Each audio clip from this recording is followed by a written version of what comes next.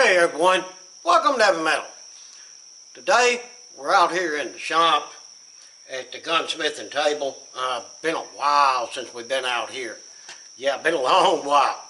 But what I've got, my friend Timothy, that Mossberg 16 gauge, y'all seen the video on it where I took it out there, showed it to y'all and shot it. If you didn't see that video, check it out. This is quite a unique old shotgun. It's pretty cool. But the problem it has is the same as any old gun. It's got rust. So what we're going to do in this video is I'm going to show you how to do a cold bluing on this and get rid of the rust and bring back some of that good look. And I will not be showing you how to disassemble or assemble this firearm. And this video is all within YouTube guidelines. So YouTube, don't demonetize this video. I'm staying in your guidelines and doing what I'm supposed to do. But let me bring you over here closer so you can see the issues with the firearm before we start. Alright, he decided that he does not want me to do anything to the wood. As you can see, a lot of this bluing is really wore off of this thing, and it's got rust on her. Yeah, pretty good. And that's probably the worst spots right through there. But the rest of it does have small rust and stuff, but thankfully it hasn't pitted the base plate, no pitting, so we'll re-blue it. And the mag itself, no problems. And yes, I did fix the magazine problem on this. All it was this the mag holder here. It was loose. A couple of bolts on the inside that I tightened up, so no big deal. Alright, so let's jump right into it. First of all, as you can see, the mag is out of the firearm. No ammo in the mag. I have the bolt open and the firearm is clear. Do this, recheck this 150,000%. Now, what I'm going to do is disassemble it, and that way we can see how much problems we have under the wood and things like that. And then I'll show you the process of how I get one cleaned up and get it cold blued. Alright, I have her disassembled, which on these basic shotguns, there's not a whole lot to it. Here you have the barrel and the receiver itself, and I'm not taking the barrel out of the receiver or taking any of this apart, but it does need a good cleaning, as well as the bolt. It's pretty nasty. I took the front off of the choke, and of course our base plate, mag, bolt, and our little screw, because we'll be cleaning up all of them and re-bluing them. But now, first things first, is get all this stuff cleaned up. I'm going to drop this bolt off in my vat of cleaning fluid there.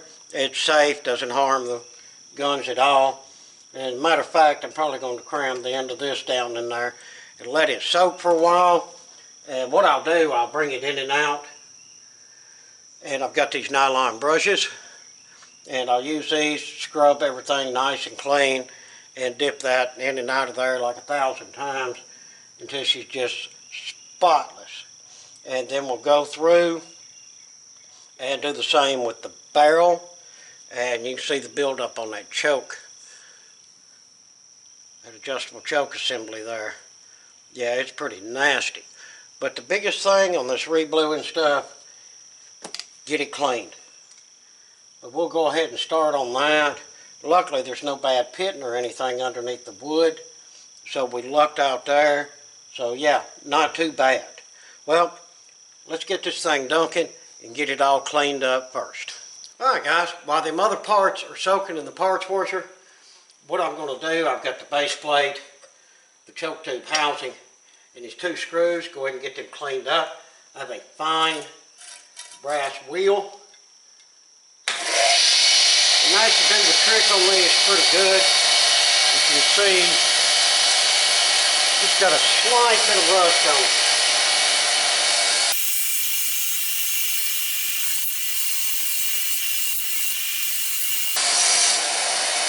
As you can see, the brass wheel does a good job cleaning it up without scratching it to death. Well, I got everything cleaned up. And what I did, basically I run everything, all my parts over there at that wire brush. Like I say, that is a soft brass brush. So as you can see, it didn't put scratches or gouges or anything. It's just strong enough to get the majority of old bluing off and to get them rust spots that we had on there. Now the next thing, and this is very, very important, do this in a well ventilated area and wear gloves. I don't care how tough you think you are, you do not want this stuff on your skin, and you definitely don't want to smell it. I'm a Birchwood Casey guy, and this is Blue and Rust Remover. All this is a mild acid, so you definitely don't want acid on you. And what I do, I use these cotton rounds, and I'll just take them. Yeah, that stuff just stinks as soon as you open a bottle. Yep, don't be snorting this.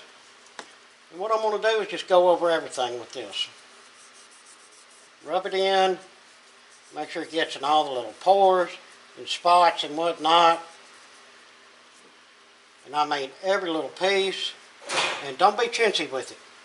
This stuff's not expensive, so use it.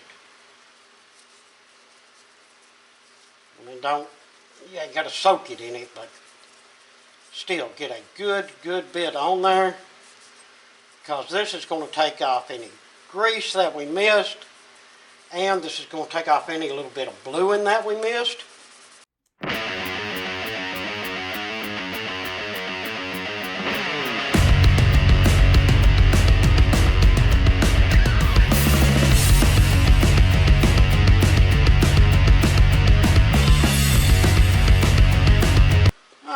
Cap on there, like I say, that stuff stinks. And I'm going to let this sit here for probably 5 or 10 minutes, and then we'll get it rinsed off. Alright guys, I'll let them parts soak for a little bit. I'll say it's long enough for me to have a cigarette. What I'm going to do, I've got a thing of fresh water here and 4/0 steel wool. So, just going to go in here, and the water neutralizes the acid, so it'll quit eating away at your metal. And the 4/0 steel wool just helps take stuff off. And it'll sort of buff out your finish for you. So you're doing a little bit of fine water sand at the same time. And that's what you get. Well, I'm going to run through and do that to all the parts. And then we'll let them sit and dry. Alright guys, got that all rinsed off of there. As you see, it come up pretty clean. But as you can also see, I don't know if the light will catch it just right, got a little tint of rust. It's threatening rain, humidity's up today, so that's something you have to deal with when doing this. Now, the final step before bluing is cleaner degreaser. Now, if you don't have this, don't stress it. All this is mild soap. When I'm out of this, what I'll do is I'll take Dawn dishwashing liquid and wash my parts in that. That stuff works fantastic. So what I'm going to do is just wash all my parts off with this stuff here. Throw them in the bucket of water. And after that, I'll give them all a good rinse and dry them real good. I'll just use the heat gun on low, because we want to make sure we displace all the water. If not, your bluing will mess up. And of course, that's the important part. So let me get this done and get them all washed off and dried, and then we'll move on. Alright guys, everything's dried off really well. So now, I'm going to have to hurry up. Boy, the surface rust is coming quick, so you can't waste time. I'm using the Birchwood Casey Super Blue. Why am I using this? Because what I have in stock. I like the Super Blue and also the Perma Blue. Yeah, both of them turn out a really good result. And we'll grab a nice clean one. And basically all you do, I'll start on this little piece right here. just get the rubbing, man, and you will instantly see it start working. Make sure you get a really good coat in there too. Now you're going to have to do several coats. First coat is not going to get you the results that you want, but you will see the chemical reactions start working on this, like I say, pretty much immediately. Just like so. And ain't that cool?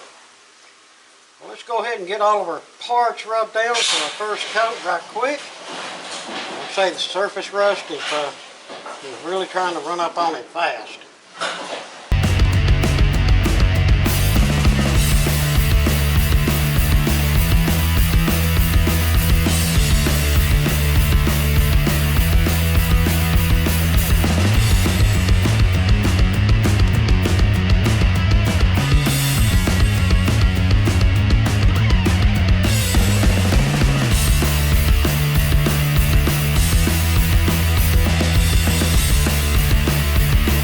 There's the first coat on there.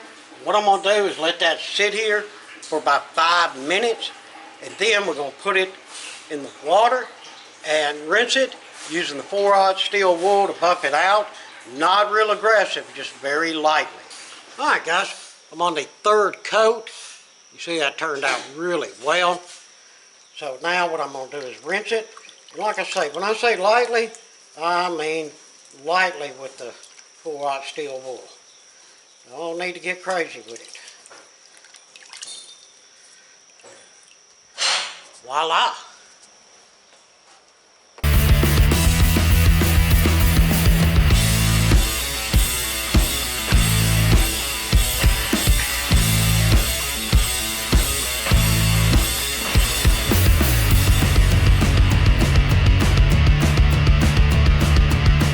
That looks pretty good. A little light here on the receiver part, but I think once it's oiled up, it should look really nice. Alright, now I've got some rags. Grab the clean ones. Get everything dried off really well. Which this is a little time consuming, but you want to make sure everything's good and dry. And this is not all I'm going to do. This is just getting the bulk of the water off of it. Like I say, that got the bulk of the water out of it. So now, I want to make sure this thing is dry, and I mean dry. Take the old heat gun to her. Careful, watch your fingers. This thing will melt some gloves now, so.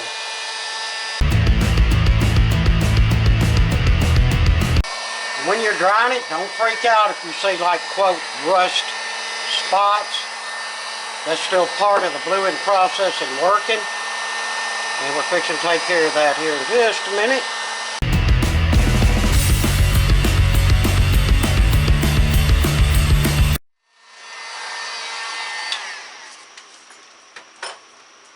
Alright, that's good. Everything good and dry. Now, let's go use some more of these. Because I got like 9.7 million of them. I can get them out.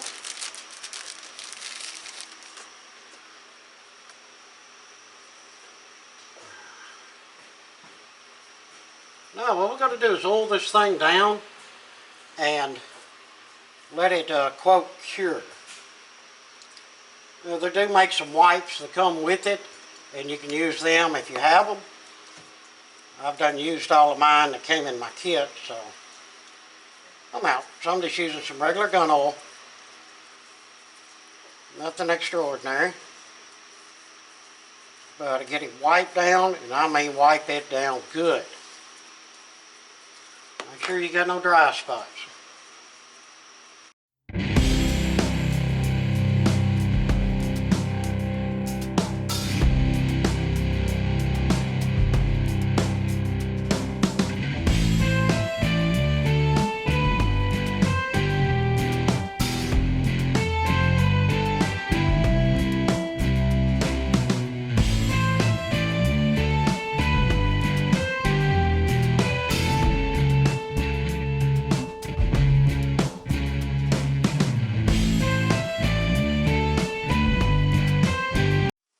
Now she's all oiled up really well.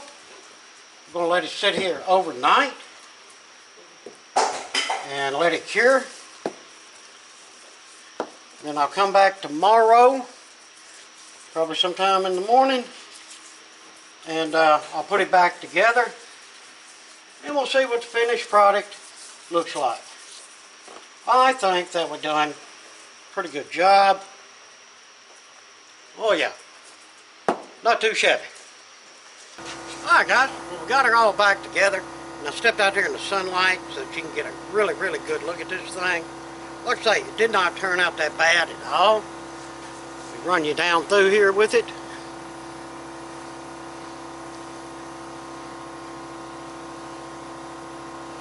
Yeah, not too terrible, especially for a cold blue on an old gun that was pretty rough to begin with.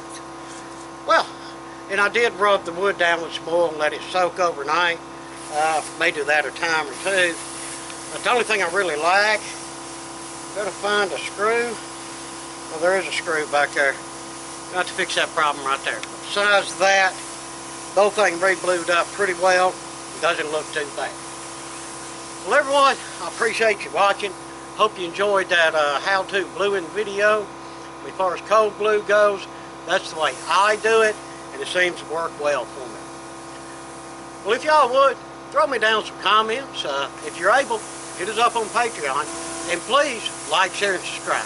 Again, appreciate it much. Till the next one, I hope that everyone has a fantastic day.